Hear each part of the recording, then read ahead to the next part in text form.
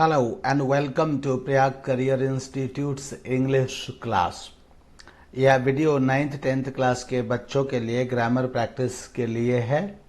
इस वीडियो में आज हम एक्सरसाइज सॉल्व करेंगे एंड आज का टॉपिक साइज का है simple future tense exercise number 9।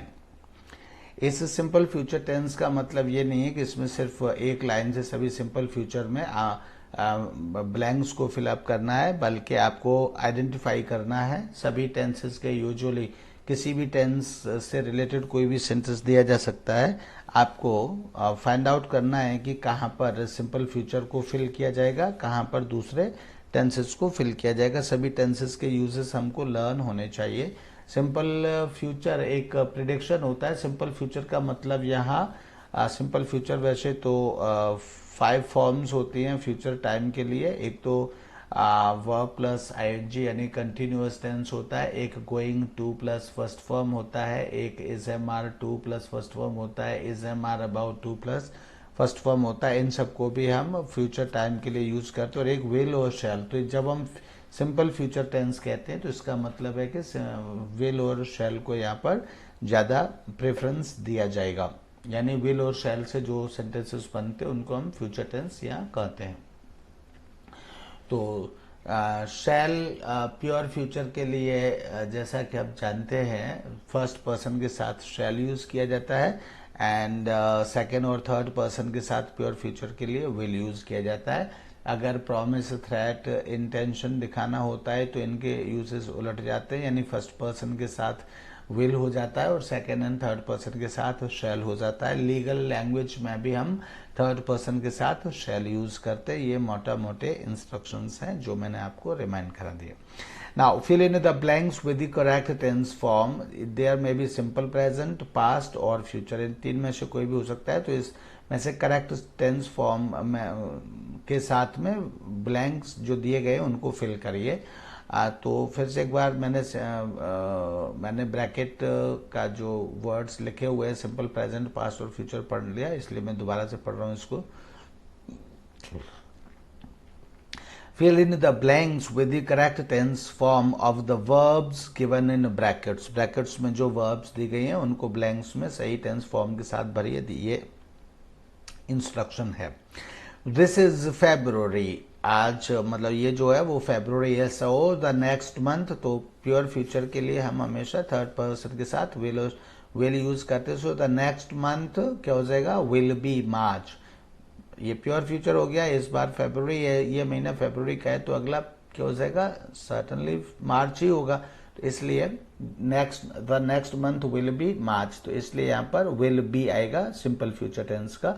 So the next month will be March. ठीक है।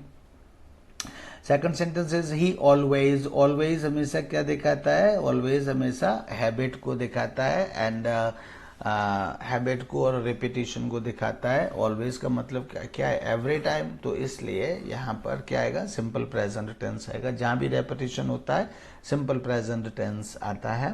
तो इसलिए ही ऑलवेज सिंपल प्रेजेंट में क्या होता है, सिंगुलर सब्जेक्ट के साथ first form of the verb plus s और एस, तो क्या हो जाएगा, ही always finds fault with others. He always finds fault with others. He always finds fault with others, right? Third sentence is it blank within bracket happen in the year 1924. In the year 1924 past time को indicate करता है, यानी past time की एक बार की घटना के लिए जो कि complete हुई है उस तरफ indicate करता है। इसलिए क्या हो जाएगा, it happened. It happened in the year 1924. It happened in the year 1924, ये हो जाएगा। It happened in the year 1924, right? Fourth sentence is I with blank within bracket leave for Kolkata day after tomorrow. I within bracket leave for Kolkata day after tomorrow. तो day after tomorrow क्या है, ये near future है और ये near means coming future है। तो coming future के लिए जैसा कि सिंपल प्रेजेंट और पास्ट इसमें यूज किया है एंड फ्यूचर, तो सिंपल प्रेजेंट तो यहाँ नहीं हो जाएगा। तो इसलिए यहाँ हम सिंपल प्रेजेंट तो नहीं, लेकिन यहाँ पर चूंकि सर्टन प्रोग्राम है ये, और सर्टन प्रोग्राम के लिए हमेशा कंटिन्यूअस टेंस यूज किया जाता है। तो यहाँ पर हम continuous tense I am leaving for Kolkata day after tomorrow अगर हम कहेंगे तो ज़्यादा सही रहेगा। वैसे यहाँ पर आई एम लिविंग की जगह अगर हम प्रॉमिस इसमें दिखाते हैं कि प्रॉमिस, तो फिर I will leave for Kolkata day after tomorrow, ये भी ठीक है। लेकिन सर्टन प्रोग्राम्स के हिसाब से मैं इसमें I am living for Kolkata day after tomorrow ही ज़्यादा चूज करूँगा, हालांकि आई विल लीव भी हो जाएगा। Fifth sentence is he blank with in bracket come to see you but you were not at home. तो यहाँ but you were not at home ये क्या है, ये पास्ट का टाइम हो गया, पास्ट का इंडिकेशन, टाइम का इंडिकेशन होगा, but you were not at home. तो इसका मतलब है कि कोई घटना यहाँ पर हुई, तो क्या इसलिए क्या हो जाएगा, एक बार की घटना पास्ट की कहने के लिए तो क्या हो जाएगा, कब को second form of the verb he came to see you, मतलब सिंपल पास्ट। जब इधर पास्ट है तो यहाँ क्या आएगा, यहाँ भी सिंपल पास्ट आएगा। सिंपल पास्ट के लिए second form of the verb का यूज किया जाएगा, तो हो जाएगा he came to see you but you were not at home, ये सेंटेंस हो जाएगा। इसके बाद में सिक्स सेंटेंस क्या है, my birthday blank with in bracket fall on Sunday last year. तो संडे लास्ट ईयर आते ही क्या हो जाएगा, सिंपल पास्ट हो जाएगा। सिंपल पास्ट में second form of the verb क्या हो जाएगा, माई बर्थडे, फॉल की जगह हो जाएगा fell on Sunday last year. My birthday fell on Sunday last year, ये हो जाएगा।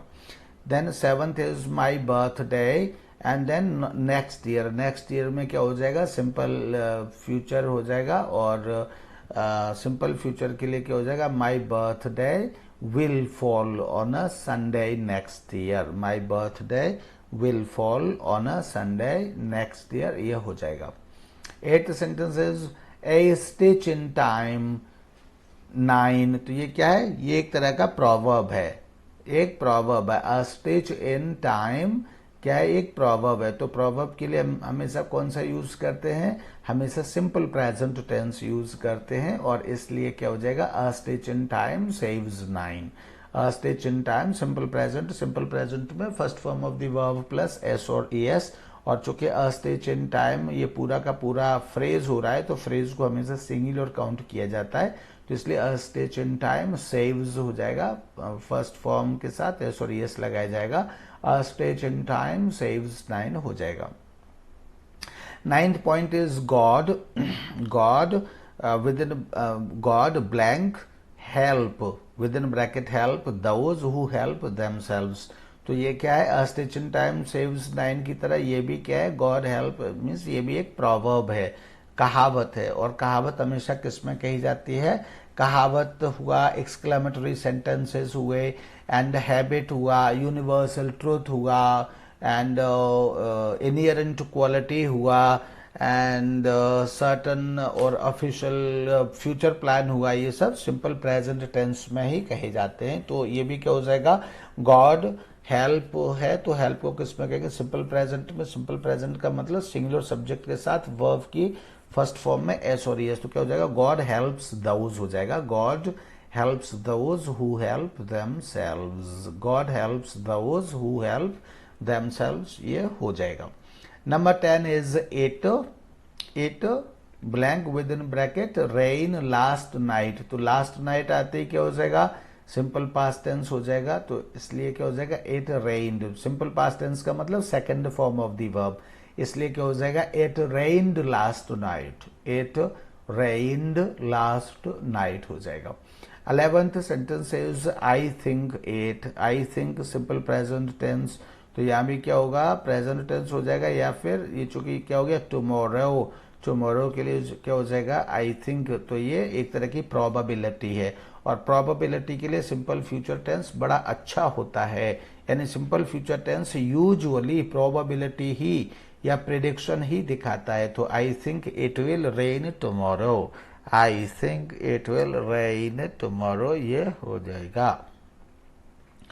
राइट। इसके बाद है 12th सेंटेंस। 12th सेंटेंस में है it, with in it, and it के बाद में फिर है ब्लैंक, ब्लैंक के बाद है not behave good boys to tell lies. तो it blank not behave good boys to tell lies। तो सीधी सी बात है कि ये हो जाएगा आपका गुड बॉयज टू, ये भी एक प्रॉवर्ब हो गया, प्रॉवर्ब हो गया। तो इट डज नॉट बिहेव मतलब सिंपल प्रेजेंट टेंस हो जाएगा, it does not behave good boys to tell lies, मतलब ये गुड बॉयज का काम नहीं है। तो it does not behave good boys to tell lies, ये एक तरह की प्रॉवर्ब होगी, तो इसलिए सिंपल प्रेजेंट टेंस में ही इसको कहा जाएगा। And 13th sentence is they blank with in bracket gate married on the coming Tuesday. तो ये भी क्या है, ये भी एक तो जो है एक प्रॉमिस है, तो हम इसको दे शैल गेट मैरिड, क्योंकि दे के साथ में थर्ड फॉर्म के साथ में क्या आता है, प्रॉमिस के लिए शैल आता है, एंड फर्स्ट के साथ विल आने लगता है। तो they shall get married on the coming Tuesday, या तो हम इसको ऐसे कह सकते हैं। दूसरा, they are getting married on the coming Tuesday, दोनों ही सेंटेंसेस हो सकते हैं। दे आर गेटिंग मैरिड ये भी सर्टन एंड डेफिनेट प्लान हो जाता है। तो डेफिनेट प्लान हमेशा प्रेजेंट कंटिन्यूअस टेंस में फ्यूचर के लिए कहा जाता है। They are getting married on the coming Tuesday, ऐसे भी हो जाएगा ये नियर फ्यूचर के लिए। और दूसरा, they shall get married on the coming Tuesday, ऐसे भी हो जाएगा। एंड 13 हो गया। 13 के बाद है 14th sentence. 14th, I am going to Mumbai and, तो ये भी क्या है, ये भी फ्यूचर प्रिडिक्शन हो गया। मैं मुंबई जा रहा हूँ, ये तो सर्टन प्रोग्राम है। तो एंड, तो यहाँ भी क्या हो जाएगा, there for a week. For a week यानी फ्यूचर की बात करें तो फ्यूचर के लिए, and will stay there for a week, इस तरह से। And I am going to Mumbai and will stay there for a week, एक तरह का प्रॉमिस हो गया। तो प्रॉमिस के लिए हमने यहाँ विल लगा दिया, will stay there for a week. 15th sentence is the war end blank with in bracket and 3 months ago. जहां अगो आ गया मीन्स पास्ट टाइम आ गया। पास्ट टाइम का मतलब है यहाँ simple past tense, and simple past tense का मतलब है second form of the verb. तो द वॉर एंड क्या हो जाएगा, the war ended 3 months ago. The war ended 3 months ago, right. The war ended 3 months ago, ये हो जाएगा। 16th sentence is India blank within bracket to make great progress in the coming years। coming years क्या है, coming years future time हो गया। तो future time के लिए India will make, future time के लिए prediction है, prediction के लिए हमेशा simple future tense से useful होता है। तो इसलिए India will make great progress, और India will make great progress in the coming years, ये हो जाएगा। 17th sentence, the manager blank within bracket dismiss him from a service, from service a week ago। a week ago क्या है, ये past का time हो गया। Past का टाइम होते ही क्या हो जाएगा, पास्ट का टाइम होते ही simple past tense. Simple past tense का मतलब second form of the verb. Second form of the verb क्या हो जाएगा, डिसमिस का डिसमिस्ड। सो क्या हो जाएगा, the manager dismissed him from service a week ago. The manager dismissed him from service a week ago, ये हो जाएगा sentence. 18th sentence is the two brothers always fight with each other. The two brothers always, always मतलब simple present tense हो जाएगा। Always मतलब repetition हो जाएगा, habit हो जाएगा।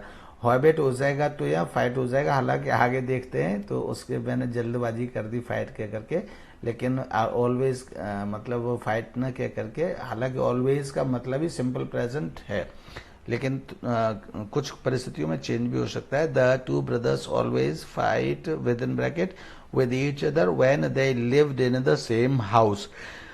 तो यहाँ पर देखिए, दे लिव्ड क्या है, दे लिव्ड, ये तो पास्ट का है, तो यहाँ रहेगा तो ये हैबिट का ही, लेकिन प्रेजेंट की जगह पास्ट का हो जाएगा। तो क्या हो जाएगा, the two brothers always fight का फोर्ट हो जाएगा। The two brothers always fort with each other when they lived in the same house.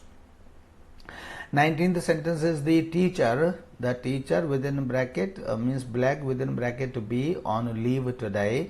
तो ऑन लीव टुडे का मतलब बी का कौन सी फॉर्म आएगी, प्रेजेंट फॉर्म आएगी। प्रेजेंट में टीचर के साथ सिंगुलर है तो इज आएगा, तो हो जाएगा the teacher is on leave today, मतलब टीचर आज छुट्टी पर है। The teacher is on leave today, it means prediction दिखाई देगा यहाँ, he will not take his classes, he will not take his classes, and also you can say he shall not take his classes, क्योंकि promise हो गया तो यहाँ shall भी लगा सकते हैं, he will not take भी कह सकते हैं और he shall not take classes ऐसे भी कह सकते हैं।